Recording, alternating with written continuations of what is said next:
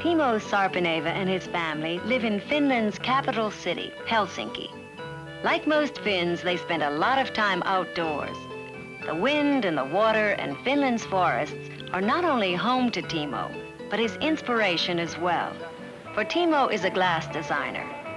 With the help of master glassblowers, he transforms his impressions of his native land into pure, clear glass. Today we'll visit Timo, his city and his work, as Discovery goes to Finland, land of design.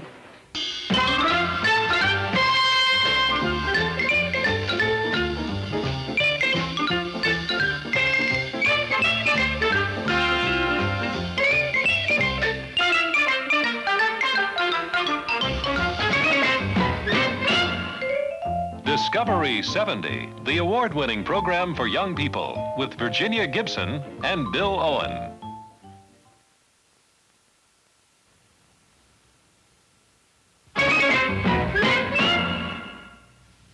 Hi, and welcome to Discovery. I'll bet you don't know who designed the glass you drank from or the plates you used at dinner last night.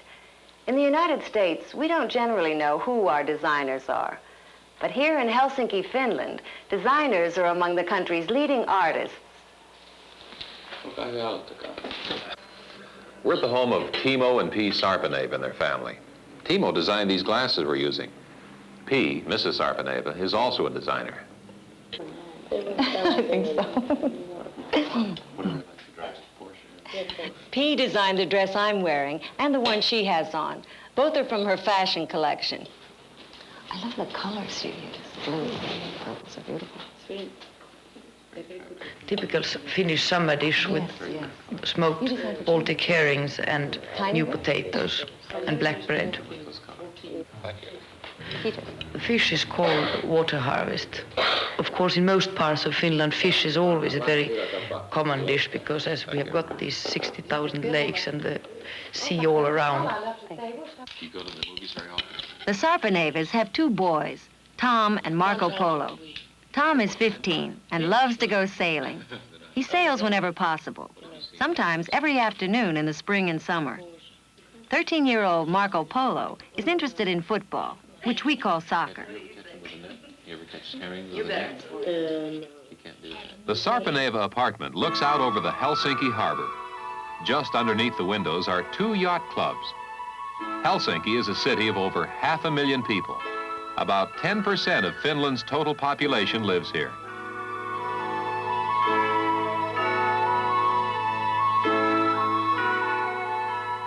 In the distance, we can see spires from two churches, which symbolize Finland's geographical and historical position, midway between west and east. On the left is the Lutheran Cathedral from Western European tradition, and on the right is Uspensky Cathedral, the Russian Orthodox Church.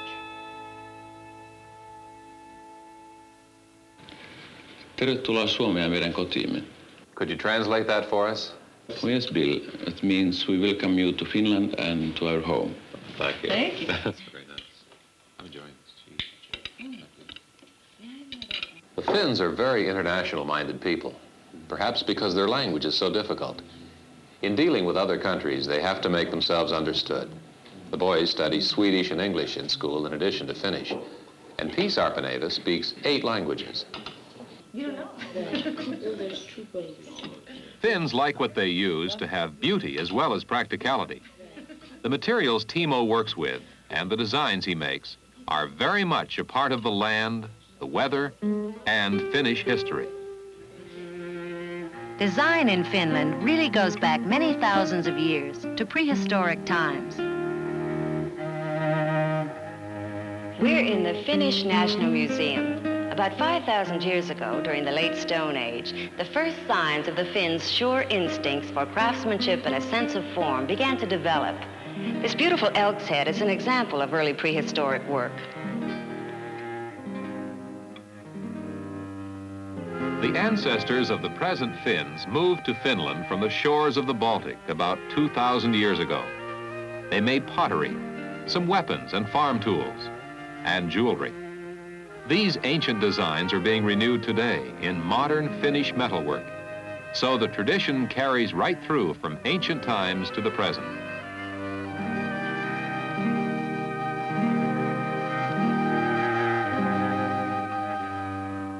These intricately carved masterpieces date from the Middle Ages, when Finland was a part of Sweden and the culture of Western Europe was dominant. These wooden plaques, the coats of arms of noble families, were usually carried during funeral processions. During the long period of the Dark Ages, Finland's tradition of craftsmanship continued to develop. Anonymous designers used plentiful raw materials like wood, stone, iron, and wool. Inspiration came from people's occupations. A nation of fishermen and shipbuilders carved these miniature vessels. Glass was needed for Finnish homes, and so Finland's glass industry grew up to meet the need towards the end of the 17th century. The earliest glass was solid and simple in design. Guilds were formed, associations of master craftsmen and their apprentices.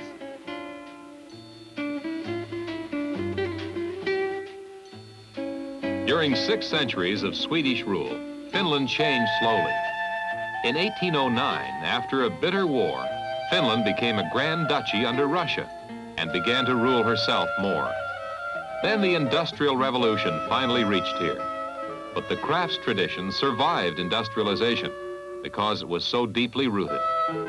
Doing things by hand, making beautiful objects, was an integral part of Finnish life. Perhaps they thought that if you had to use something every day, it might as well be beautiful. Even the most common objects were made to be decorative, such as these implements for spinning and weaving. In the 18th and 19th centuries, Finnish housewives used them with looms to make clothes and the famous ruju rugs. These ruju rugs are still being made in Finland today. Later, we'll see how. We'll also see an entire city created by designers. We'll do that in just a minute.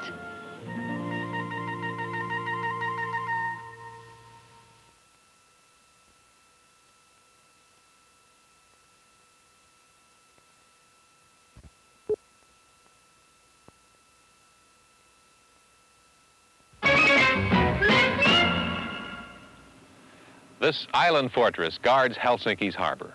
It's called Suomenlinna. Today, the fortress is no longer vital to Helsinki's defense, but it's still a military garrison and a public park. Families out for a picnic or some sun often roam over the 4 islands, only a short boat ride from the city.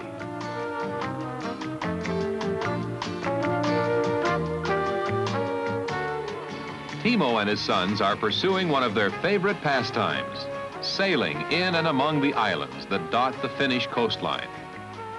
Finland is surrounded by water on 3 sides.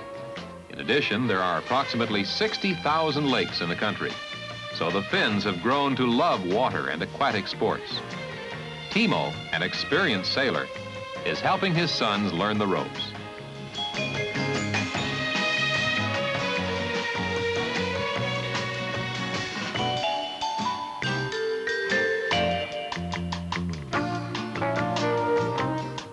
Finland also has thousands of islands, many of them within a few miles of Helsinki. Spring and summer bring Finns out there for some quiet. The islands serve many purposes. Some very close to the shore are private yacht clubs.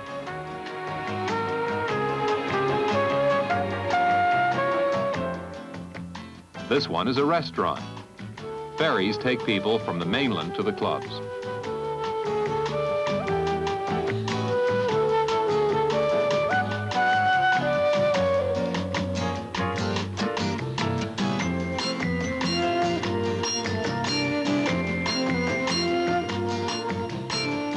In winter, Helsinki becomes surrounded by ice, but icebreakers such as these keep the harbor open. Finland builds icebreakers for many nations. These are being made for export to Russia.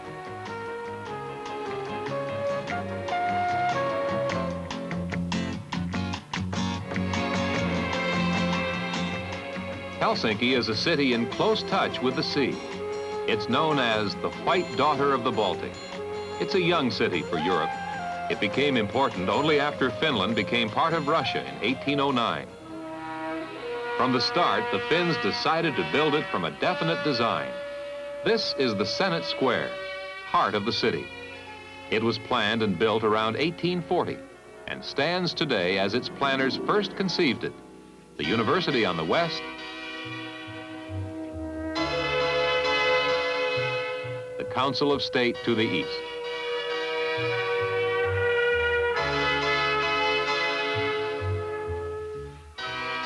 In the center stands the statue of Tsar Alexander II, under whose benevolent rule the city was built, and who started the Finns on their way to full self-government. In 1917, after the Russian Revolution, Finland achieved complete independence. Although the Senate Square was Finland's first effort into city planning, its most famous is the city of Tapiola. It was planned first in 1951 and built over the span of the next decade. It's a self-contained city, more than just a collection of apartments or homes.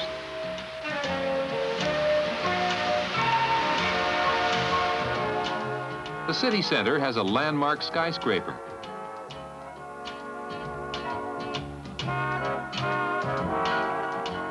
A modernistic church, recreation facilities, an arts center in the works, and a large shopping center. The plan is to create enough jobs right in Tapiola so that many of the people who live here can work here as well. Tapiola is called the Garden City. The designers wanted a city of flowers, trees, open spaces, in addition to apartment buildings and shopping centers. The builders had as their goal harmonious surroundings for modern man and his family.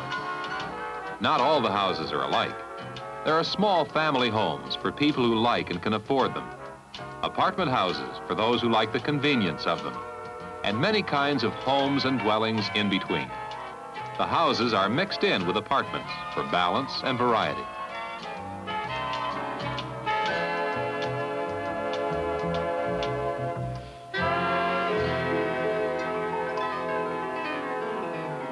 From a planner's model, this modern community has sprung, a monument to the vision and style of Finnish design and architecture. Tapiola, the planners say, has something to please everyone, a new addition to an old landscape. We're going to see a beautiful rug being woven and watch a sculpture in glass take shape before our eyes. And we'll do that in just a minute.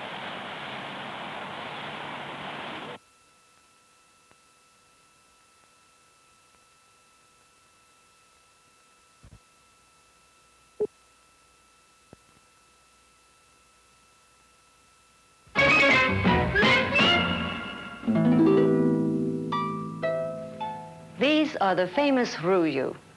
Ruju in Finnish means this special kind of rug. Centuries ago, these hand-woven rugs kept Finns warm in medieval homes and castles. Today, they decorate modern living rooms, but they're still woven in an ancient way. The designs are made from hand-painted sketches like these. Finnish colorists and rug designers use many dark, rich tints, gentler than those used in countries farther south, which have brighter sunlight and consequently brighter colors. The designs are first made into numbered patterns, then painstakingly woven by hand in wool. The process is centuries old. The rugs are sometimes more than 2 inches thick. By coordinating hands and feet, these women interweave rainbows of color.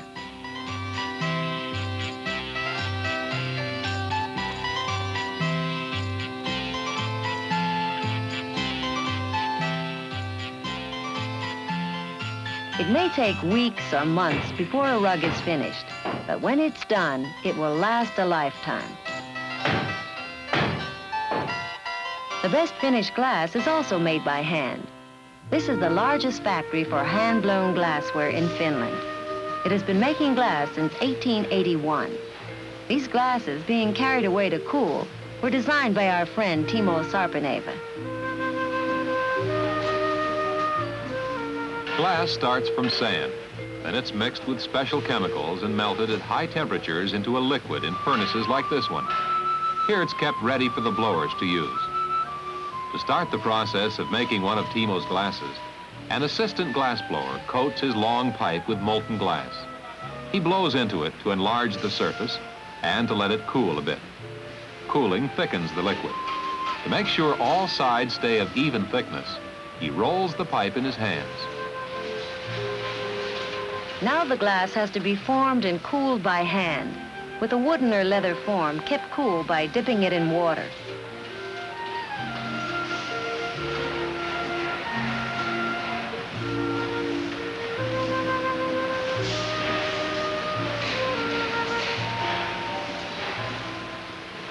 The craftsman lowers the molten glass into a mold made of iron and steel, held by an apprentice.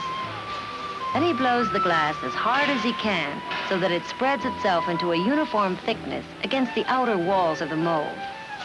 In a few seconds, the mold turns the liquid into a recognizable shape. Now the base is made. A dollop of molten glass in a form smoothed by a wet stick.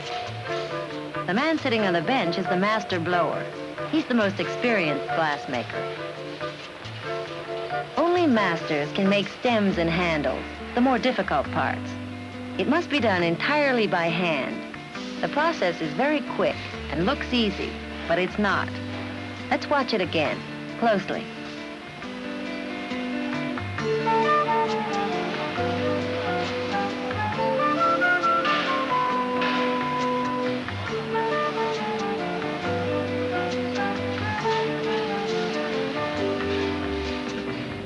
Now all the sections of the glass, cup, stem, base, are fused together. Certain parts are chipped off as the glass is separated from the pipe. This electrical machine has a temperature of over 5,000 degrees for clean, fine cutting. Then the glass can be taken away to cool. The youngster carrying away the still hot glass is an apprentice. Glass blowing is a skill still jealously guarded and taught in a guild system. It's handed down from master to assistant to apprentice, and usually kept within a family. At each furnace, 2 sets of blowers keep the work going continuously. The hot glass is kept away from everyone, so it will not burn the workers. The glass blowers perform as if they were in a beautiful ballet with its own rhythm.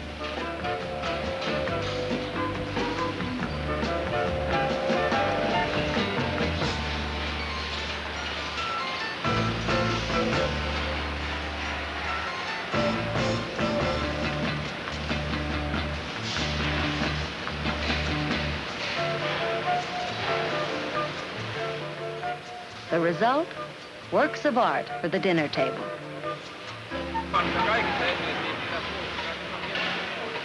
Timo has come to the factory today to discuss some new designs and to supervise the making of some special vase sculptures. Timo works closely with the glass blowers, for his designs are useless unless they can be translated by them into completed glass. A design develops not only on paper, but in experimental models that Timo and the blowers try out together.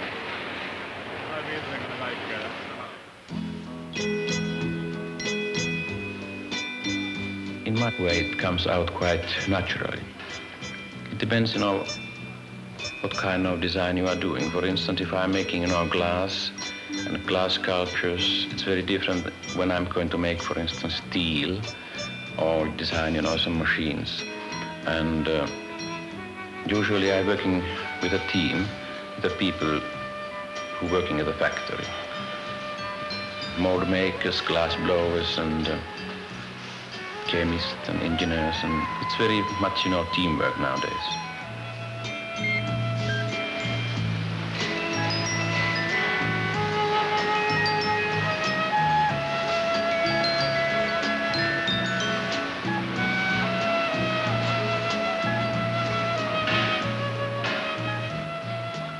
It takes over a year for a glass or vase to go from one of Timo's ideas to a product ready to be sold in stores. Each glass is a new challenge for the designer and the blowers. This vase is especially difficult since it's very large and requires a large amount of glass. Now the design of the inner bowl is pressed in with wood and the hot glass bursts the wood into flame.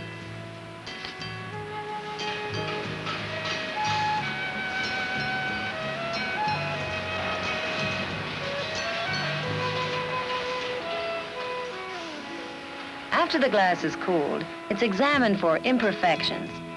These women sometimes throw away as much as 20% of the glasses because they're not perfect. The bad glass goes back into the furnace and becomes liquid again.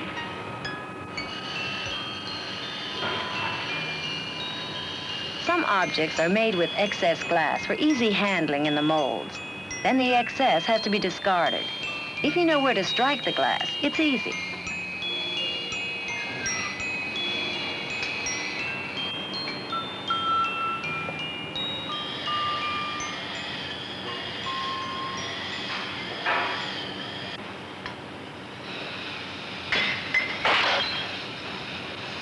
Finally, the glass is ground and polished so that it's clean, even, and there are no unwanted rough edges.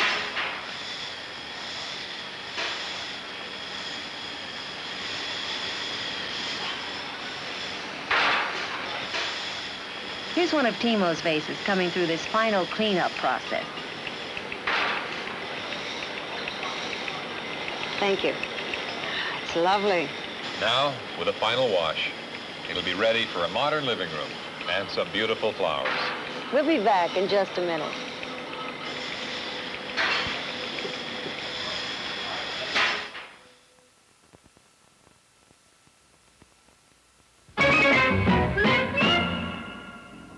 We hope you've enjoyed our visit to Finland. If you'd like to find out more about this fascinating country and its people, ask your librarian for these books. Matti Lives in Finland by Anna Rickenbrick and Astrid Lindgren. My Village in Finland by Sonia and Tim Guidal.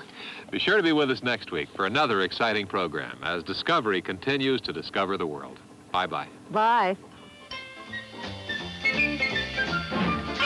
Air travel arranged through and promotional consideration furnished by Finnair.